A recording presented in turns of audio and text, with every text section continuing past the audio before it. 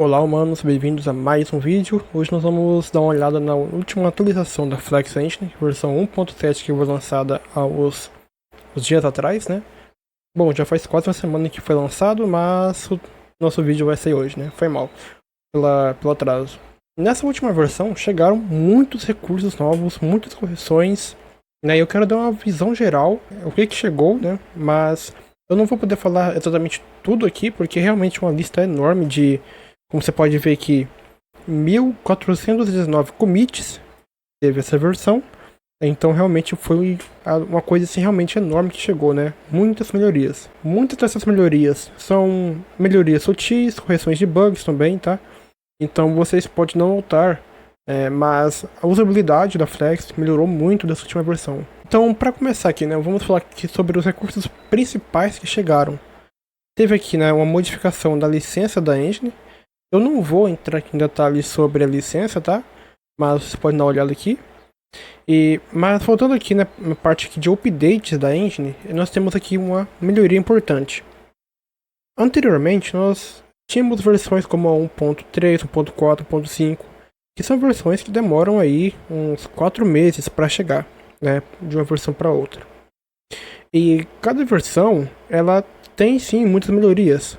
Porém, o tempo que leva para você lançar uma versão até a outra é muito grande, né? E você não tem updates entre essas versões, você somente tem esses lançamentos. Por mais que você pode usar assim a versão Master, que é a versão do GitHub, que você consegue acessar aí bem rápido, né? Depende, tipo assim, o cara manda a atualização lá e você já consegue pegar e baixar a versão nova. Isso é muito bom, né? Mas isso não é uma versão realmente oficial lançada.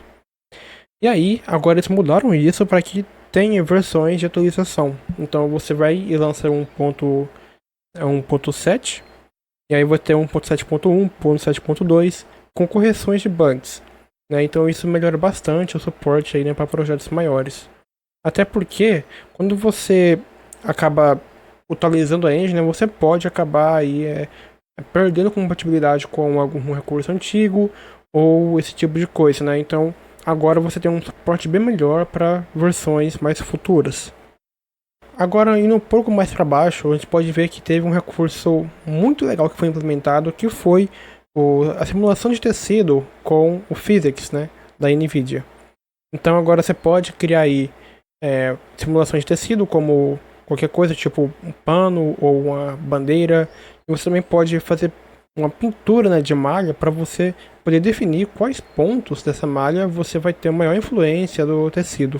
Além disso, outro recurso bem grande que foi adicionado foi os Behavior Tree, que é um sistema que você pode criar aí uma programação visual de como que sua inteligência artificial do seu personagem vai se comportar. Então você pode criar aqui algo muito parecido com o que a gente vê na Unreal, né, que lá também tem um sistema de Behavior Trees. E aqui você vai poder definir, por exemplo, eu quero que o meu inimigo, ele fique parado, depois de 5 segundos ele ande até um local, depois, se ele vê o jogador, ele ataque o jogador ou que ele siga o jogador, né?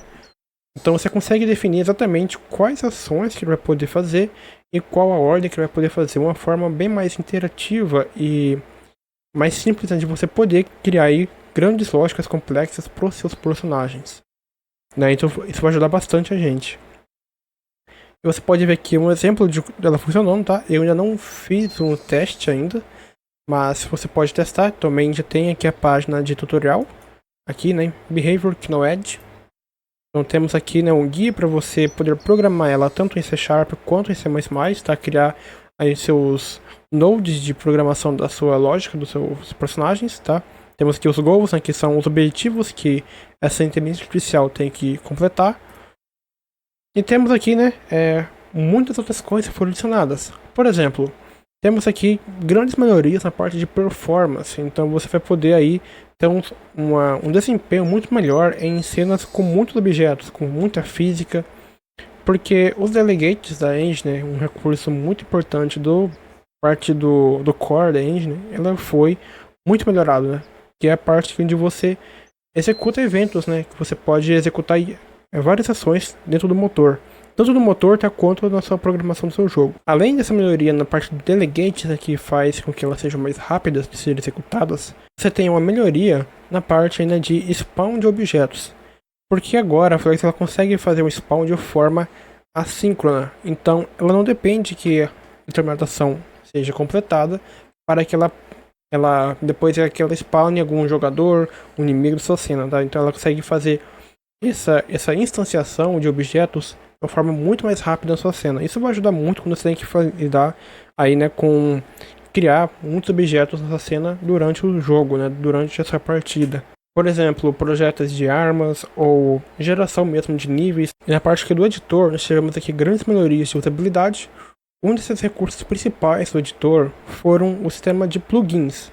Então agora você tem uma janela que pode gerenciar os plugins. Então você pode adicionar plugins por aqui através do seu Git. Então fica bem mais fácil para você baixar plugins de terceiros ou até mesmo da oficial da Flex. Também tivemos aí uma melhoria na parte de Content Browser, né? Então a sua Flex, que antes você tinha aqui um Content Browser um pouco mais limpo, agora você tem marcações de pastas, então fica bem mais bonitinho dessa forma, né? Bem mais organizado. E em comparação com como estava antes, né? Que estava assim, né? Dessa forma que ficou bem melhor, né? Inclusive eu acho que a Unreal ela faz algo parecido com isso, né? Nesse estilo aqui. Outro recurso muito legal que foi adicionado foi a parte de edição de splines, né? Antes você não tinha uma forma legal de você poder editar elas aqui. Você tinha que basicamente editar os pontos manualmente, né? Fazendo as curvas. Mas agora não. Agora ficou bem mais fácil. Lá você pode ver que tem essas opções aqui embaixo de edição. Então você pode, por exemplo, eu quero que esse ponto aqui, eu quero que ele seja um ponto linear. Né? Mas eu quero que os outros pontos sejam suaves, como esse aqui, por exemplo. Para que ele seja linear, eu posso simplesmente clicar nele e clicar nesse botão aqui, né, de linear. Né? E aí ele acaba removendo as tangentes do seu ponto. Se você quiser que ele seja suave novamente, você pode simplesmente clicar aqui em Align. Dessa forma ele vai alinhar as tangentes, né, e criar aí uma versão mais suave. Como você pode ver aqui. Ficou bem mais fácil também de você editar elas, tá? Então você pode ver que você pode arrastar e outra tangente, ela vai acompanhar o movimento da sua tangente. Você está selecionado, tá? Da mesma forma acontece para os outros tipos de edição de ponto.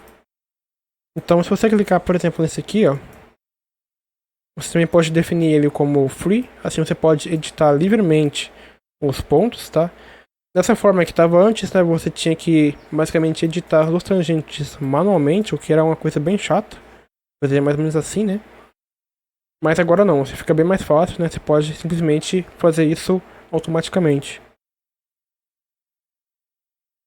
Né? Então isso vai ajudar bastante na parte de edição, de nível. Também tivemos aqui melhorias do editor para o macOS. Antes você tinha uma deficiência muito grande na parte do Mac, porque ele não tinha alguns recursos, ou o que tinha não funcionava muito bem, porque a base de usuários também era menor, né, e você não tinha aí um suporte legal, né, não tinha como dar um suporte bom desse tipo. Mas agora que muitos usuários entraram para a Flex, eles puderam contribuir mais, e aí o suporte para o Mac foi muito melhorado. Mas além disso, tivemos aí várias outras melhorias gerais, tanto para Mac, para Linux e para o Windows.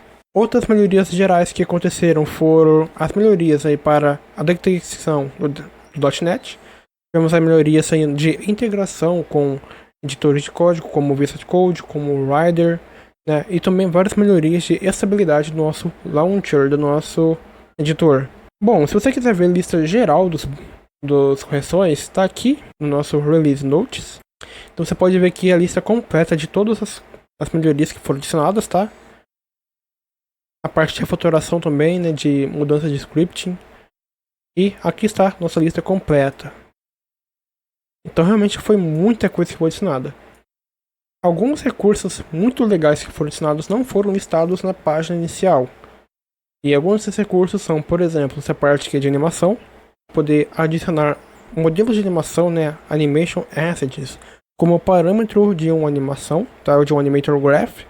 Então, anteriormente você não podia criar uma variável que armazenasse a sua animação. você tinha que basicamente criar um animator graph com as variações de animação, né, o que era ruim. Se você quisesse criar um sistema personalizável para você reutilizar ele. Mas agora você pode ver que fica bem mais fácil de você poder criar modelos que sejam reutilizáveis em vários projetos ou em vários personagens diferentes. Então isso aqui vai ajudar demais. Outro recurso muito legal que foi adicionado foi essa parte, né, de edição do terreno usando o Shift. Você pode aumentar e reduzir o tamanho do seu brush de edição. Tá? Agora você pode usar aí o Shift para controlar o tamanho, né, com a sua bolinha do mouse. E isso vai agilizar bastante a sua edição. Mas uma coisa legal que foi também a adição de vários outros input binds, né, para o seu editor. Então agora você pode ter aí muitos atalhos para você poder editar algumas coisas da sua cena, tá muito mais rápido. Mas um recurso bem legal que foi adicionado foi essa parte aqui, né, do Context Sensitive do seu Visuact. Né, que o Visuact ele é o sistema de Visual Scripting da Flex. E a coisa legal dele é que você consegue reutilizar esse sistema em vários outros coisas derivadas, né? Então o Visuact ele é a base para a programação visual também, ele é a base para o sistema de partículas, para os materiais, né? Então tudo isso usa o Visuact. E o Context Sensitive é basicamente uma forma que você faz de buscar nodes, somente os nodes que são realmente que se encaixam com a sua busca. Uma coisa bem legal que também foi ensinado, né, que aqui não tem nenhuma imagem, né, mas que realmente é um recurso que vai mudar muito a forma como você trabalha com muitos assets que tem que importar. Quando você tem muitos modelos, você precisa importar eles. Geralmente a Flex ela gera os materiais automaticamente para as suas texturas do seu modelo. O problema é quando você já tem um material base do seu modelo, né? Se você simplesmente clicar para ele gerar o material, ele vai acabar ignorando o seu material que você criou e acabar gerando outros materiais somente com as texturas do objeto. O que é um problema, né? Se você quiser usar aí materiais base, agora você pode. Você pode criar um material base que vai ser utilizado aí, né, para os modelos que você importa. Isso vai ajudar bastante a parte de você importar muitos modelos. Outro recurso que foi adicionado também foi a parte, né, de você poder aplicar as modificações aí, né, globalmente para o seu projeto, sem precisar reiniciar o seu editor, né? Antes essa era uma limitação que incomodava algumas pessoas, né? Então, por exemplo, você vai lá nas configurações de projeto e você muda alguma coisa, como por exemplo as layers ou as tags, e aí você quer ver isso funcionando na hora. Não funciona, porque você precisa antes reiniciar o editor para que isso funcione. O que acaba gerando algumas confusões, né? Isso não era uma coisa bem destacada, né? Você não tinha essa informação. Você simplesmente via que não funcionava, a menos que você reiniciasse. E agora isso foi corrigido. Agora você pode aplicar as modificações, né? Que tudo vai funcionar na mesma hora. E também uma coisa bem legal que foi adicionado agora é que você pode criar aí várias instâncias do seu projeto quando você quer lidar principalmente com multiplayer. Então imagine que você esteja criando um jogo que você queira fazer um teste aí com 5 jogadores diferentes. Anteriormente você tinha que gerar uma build desse projeto e abrir essa build 5 vezes para você poder testar. Mas agora não, agora você pode gerar, na mesma hora que você está editando seu projeto, você já pode gerar a build e já vai abrir 5 instâncias dessa mesma build para você na mesma hora, que vai ajudar bastante na parte de edição aí de multiplayer.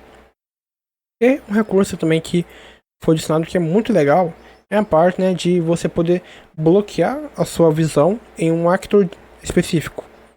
Isso aqui é muito bom para objetos que são móveis. Então, por exemplo, você quer criando aí a física de um objeto, né, fazer um carro ou qualquer coisa que se mova muito rápido. Antes era bem chato, porque você tinha que talvez ter uma câmera na sua cena que seguisse esse objeto, né, para você poder testar ele, ou você tinha que ficar correndo atrás dele para ver como ele se comportava. E agora não, agora você pode ver que você pode simplesmente focar a sua visão nele, clicando com Shift F em um objeto, e aí ele vai acompanhar a movimentação desse objeto. Muito parecido com o que acontece na Unity, né? A Unity tem essa forma de você focar ou bloquear o seu foco em um ator específico. No caso dela é Game Object, né? Então pessoal, esse foi o vídeo de hoje, muito obrigado por assistir. Realmente foi uma grande melhoria que tivemos aí no editor, né? muitas coisas que já foram implementadas, né, por alguns contribuintes, elas ainda não chegaram na atualização. E aí acaba que esses recursos já estavam prontos desde a versão 1.7, mas que ainda não foram adicionados oficialmente no editor, mesmo estando prontos, porque eles precisam de revisão. Essa revisão é um lance que demora para chegar, né? Então, alguns recursos que, por exemplo, que já vão chegar na versão 1.8, que é a parte de você poder, por exemplo, importar o centro de geometria de um objeto, que era uma coisa que faltava muito, né? Então, se você tinha que lidar aí com muitos objetos em um único arquivo, então, por exemplo, você tem aí um carro que tem 4 rodas, se você tentar importar esse carro na Flex atualmente, o que vai acontecer é que todos os objetos desse arquivo, o centro deles vai ser no centro do mundo, tá? Então a sua roda que estava lá no cantinho do carro, o centro dela vai para lá no meio do mundo, né? O que é péssimo, basicamente. Então isso acabava dificultando muito o seu workflow para muitos objetos. Porque você tinha que exportar eles do seu editor 3D com, basicamente, exportar os objetos um por um, né? Com todos eles com a posição no centro do mundo, para você não bugar eles na Flex. E agora esse problema já foi corrigido, mas que ainda não foi implementado na versão oficial, tá? Mas vai chegar aí no futuro.